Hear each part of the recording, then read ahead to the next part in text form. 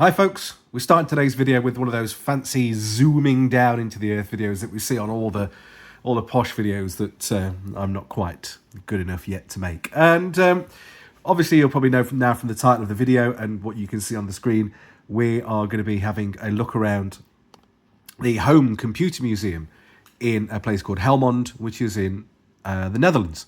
Now, I was fortunate enough to visit this place last summer. I've had this footage on in the bank for a while, and I've just not got round to making this video until now. And I really wanted to make this video just to make you aware of this place, because it's a really fantastic place, a real fantastic museum.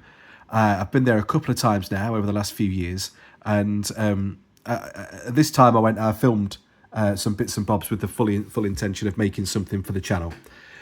So straight from the outset, I'm going to say, if you find yourself in the Netherlands, in Helmond, which is a lovely place to visit as well, absolutely fantastic little town. Not quite sure if you class it as a city or not, but yeah, there's some fantastic things to see and do. So on with the Home Computer Museum itself. I just thought I'd pad the starting bit out with a bit of a look at its website, how it looked at the start of 2025 when I filmed this. Just so I had something to talk about with the voiceover for the start, really. You can just walk in off the street. You don't need to book or anything like that. As soon as you enter, you're greeted by the entrance desk where you pay your fee, your entrance price. It was just over €10 when I went for adults, and a little bit less for children. The first thing you notice when you walk in, certainly like say when I went on your left-hand side, is a series of handhelds, or the games consoles and things which are there for you to play. Everything, or almost everything in this museum, is hands-on. You've got everything from the original NES, the Ataris, the N64s, Dreamcast, a couple of arcade machines for you to play on. There's so much for you to do. It really is fantastic. And as you can see from here, the cabinet full of handhelds. As we start to move in and around, the whole museum is sort of based in a timeline almost. So the first things you come across are the very early computers, the Altair and sort of terminal consoles and things like that. And as I say, everything is there for you to touch and play with and read. Lots of information available about each machine. And as you can see from the information cards at the bottom, there are QR codes that you can scan to adopt the machine. You don't get to take it home, sadly. It just means that you're like sponsoring it, paying a small fee to go towards its upkeep. And like I say, everything there is hands-on. So here I'm having a go at filming whilst trying to put a cassette into a cassette recorder, playback, to load Frogger, and then have a go at loading Frogger using the instructions there. I took my son, and he was blown away really by the fact that you had to load games from tapes, and they didn't always work. As we continue to look around, like I say, there's lots of systems for you to look at. I think this area was looking at ones that were sort of more quirky in their aesthetics. From sort of the 80s. And then we moved into the Commodore area, where again we had to go on a game. I think it was Gauntlet that we were playing. And like I say, a lot of these have got multi-carts with them, various ways of playing lots of different games. But there's instructions there. Yeah, anybody, don't feel put off if you're thinking, well, I've never tried to load one of these games before, or never even touched a Commodore or a Spectrum or an Amstrad, which is what we're looking at now. There's instructions, and the staff there are on hand to help you as well if you need help. Dutch people generally are very good at speaking English, and they're very nice. Certainly all the Dutch people I've come across are very nice, always willing to give you a hand. So yeah, lots of Amstrads, lots of Spectrums, all those sort of British computers there to look at. And again, all the information sheets that are there are really good. They're really insightful and give you lots of information.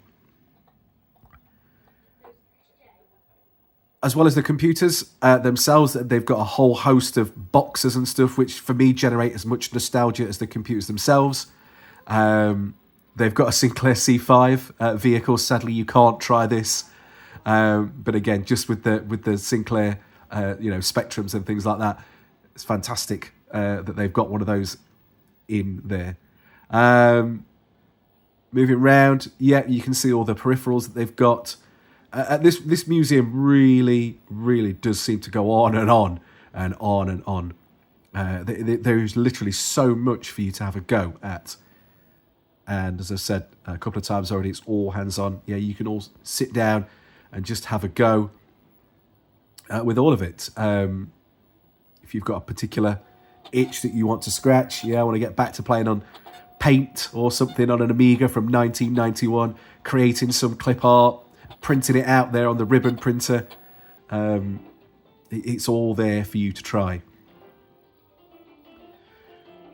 Here we've got the biggest, or what I believe is the biggest Phillips CDi collection in the world. Given that Philips is a Dutch company, it's no surprise that they've got lots of Philips peripherals and systems and games on hand. You can't touch these, unfortunately, possibly without special request, asking in advance, I'm not quite sure. But yeah, lots of Philips-based equipment there. But again, if it's there and working and on, especially on those desks, then it's there for you to have a play with. As we move towards the end of the museum, we move into sort of the PC, modern day, PC and Mac era with lots of big box games in a display, which you'll see in a second. But yeah, lots of sort of the IBM PCs there for you to have a go on. You can obviously see lots of iMacs there, again, for you to have a look at and to just sort of pick up that nostalgic buzz with. It was an interesting time. Again, lots of peripherals, which again, just bring back those nostalgic vibes. So we've got the handheld, the mobile phones and the Palm Pilots in the display cabinet. Again, not there to be touched, just for you to sort of marvel at. This is one of their biggest things. They've got the internet, literally the internet, which you can touch if you dare. Obviously, if you break it, the internet is doomed. If you have no idea what I'm on about there, look for the IT Crowd, the internet episode, and it will make sense.